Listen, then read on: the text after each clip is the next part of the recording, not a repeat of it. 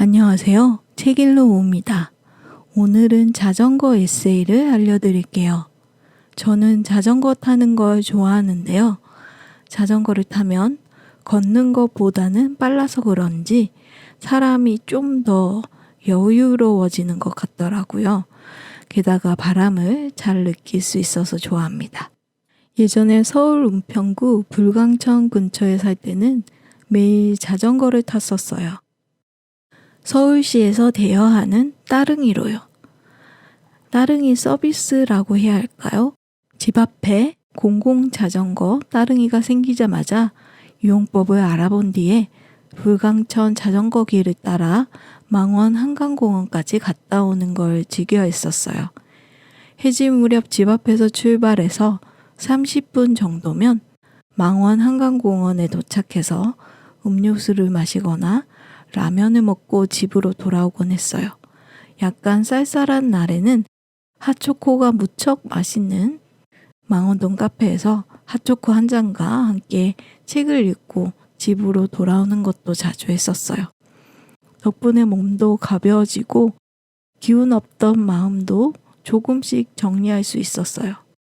자전거를 살 엄두는 내지 못했어요. 2년에 한 번은 이사해야 하는 세입자인 까닭에 자전거 보관이 용이한 집으로만 이사 갈 수는 없을 것 같았거든요.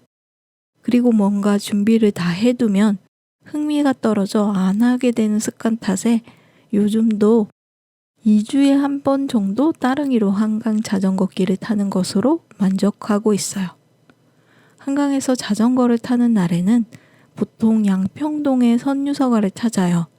집에서 따릉이로 25분 정도면 도착하는 선유서가에서 이 책을 발견했습니다. 바로 자전거를 타면 앞으로 간다 라는 책이에요. 스스로를 자전거 생활자라고 소개하는 강민영 작가님은 거의 매일 자전거를 타는 일상을 즐기시는데요.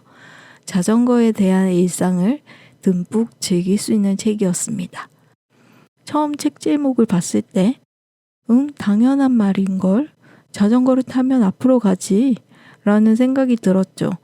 그리고 부제목을 봤는데 정지된 일상을 깨우고 앞으로 나아가는 법이라고 써 있었어요. 이 문구를 읽으니 뭔가 할 때 앞으로 부지런히 나아가는 장면을 상상하게 되더라고요. 마치 자전거를 타듯이 그렇게 일을 할 수 있으면 좋겠다라는 생각이 들면서 이 책을 사게 되었지요. 이 책은 이렇게 시작합니다. 어디에나 있고 손을 뻗으면 누구나 쉽게 마주할 수 있는 물건 자전거. 그러던 어느 날 내게 자전거라는 단어의 반짝임이 찾아왔다. 운동으로, 여행으로, 일상으로 나는 자전거를 타고 앞으로 간다 라고요. 자전거라는 단어의 반짝임으로 시작하는 이 책은 모 이야기를 쓰고 그리신 최연주 작가가 일러스트를 그렸어요. 정말 중간중간 숨어있는 그림들이 귀여워요. 자전거를 타면 앞으로 간다는 정말 자전거에 대한 이야기들로 가득 차 있어요.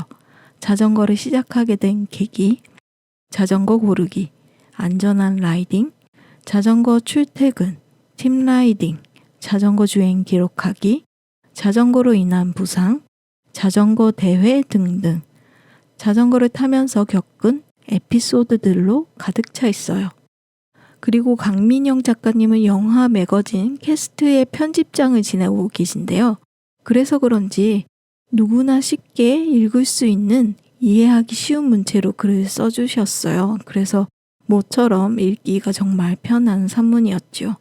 아직 따릉이만 타는 저 같은 초보 라이더에게 필요한 자전거 지식뿐 아니라 자전거를 타는 사람은 이런 시야를 갖게 되는구나 하는 글도 많았어요. 예를 들자면 늘 있는 하늘의 구름, 자주 내리는 비, 평범한 일상인데 자전거를 탄다고 해서 이 평범한 것들이 한순간에 특별하게 느껴질 수 있다니 신기하기 그지없다 같은 글이요. 산책을 하든 자전거를 타든 운전을 하든 여행을 하든 풍경에 몰두할 수 있는 시간이 따로 있어야 이런 감격의 순간을 맞이할 수 있을 것 같은 생각이 들었어요. 저한테 가장 인상 깊었던 에피소드는 맞바람, 역풍에 관한 에피소드인데요. 이런 문장이 나와요. 맞바람 혹은 역풍에 정면 대응하지 않고 적당히 피해가며 주행하는 건 여러모로 주행자 자신에게 도움이 된다. 최대로 내던 속력을 조금만 낮추면 달리던 중에 놓친 사소한 디테일들이 하나둘씩 눈에 들어오기 때문이다. 오른쪽 팔에 타고 있는 이름 모를 벌레 손님. 언제 묻었는지 모를 이상한 쑥검댕이. 숨을 지나치게 크게 쉬며 거친 호흡을 뽐내는 나 자신. 흐트러진 페달링과 자세 등을 알아챌 수 있다. 소위 잡생각과 다름없지만 이런 걸 발견하게 되는 계기는 역시 맞바람과 자전거가 부딪혀 주행이 주춤할 때다. 사람 사이도 그렇다. 잠시 속도를 늦출 때 서로가 잘못하고 있는 일들, 맞지 않는 태도 혹은 필요 이상으로 신경 쓰고 있는 일들을 조율할 수 있게 되곤 한다. 이런 생각을 하다 보면 맞바람이 아주 나쁜 것만은 아니라는 생각도 든다. 아주 무더운 여름날의 맞바람은 종종 오아시스처럼 느껴질 때도 있으니 말이다. 이처럼 한 번씩 자신에게 몰두할 수 있게 하는 순간은 삶 속에 다른 문제에 대한 답을 내려주기도 하는 것 같아요. 요즘은 생활체육인이라고 해서 일상에서 운동을 즐기는 사람이 많아져서 좋은 것 같아요. 매우 건강한 삶이라고도 느껴지고요. 저는 이 책을 읽으면서 같이 라이딩하는 느낌을 받았어요. 따릉이만 줄곧 타다가 2017년에 제주도 자전거 여행을 했었거든요. 3박 4일짜리 여행이었는데 시작한 첫날부터 비가 와서 엄청 힘들었죠. 그런데 3박 4일 만에 라이딩을 시작한 곳으로 돌아오고 나니 무척 개운했어요. 이 책을 읽으니 그때가 생각나면서 다시 자전거 여행을 떠나고픈 생각도 들었어요. 자전거를 타지 않으시는 분이 이 책을 읽으시면 여행을 떠나고픈 생각이 드실 것 같아요. 여행책보다 더 여행을 떠나고픈 생각이 드는 책이었어요. 강민영 작가님의 자전거를 타면 앞으로 간다는 자전거와 관련된 추억이 있으시거나 라이딩을 즐기시는 분들께는 공감 가득한 책이 될 것 같습니다. 참 특히 여성 라이더 분들께 추천드립니다. 그럼 이만 책 소개를 마칠게요. 이 영상이 도움이 되셨다면 좋아요, 구독, 알림 설정 부탁드려요. 감사합니다. 참 제가 소개해드리고 싶은 이야기가 있었는데 깜빡해서 카메라를 다시 켰습니다. 화면에 보이는 이 책이 바로 자전거를 타면 앞으로 간다의 표지 실물이고요. 제가 그린 것보다 그림이 훨씬 디테일하고 귀엽죠? 저는 운 좋게도 강민영 작가의 실제 사인본을 받았습니다. 제가 소개해드리고 싶은 내용은 이 책의 안에 보면 소식지가 하나 들어있는데요.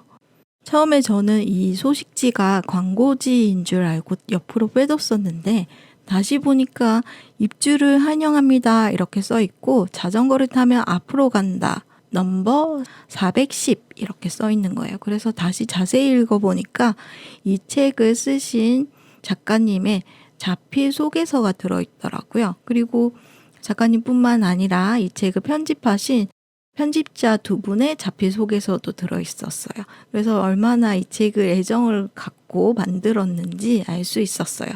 그리고 흑백이라 조금 아쉽긴 한데 작가님이 실제로 타시는 자전거 실물 사진도 있었어요.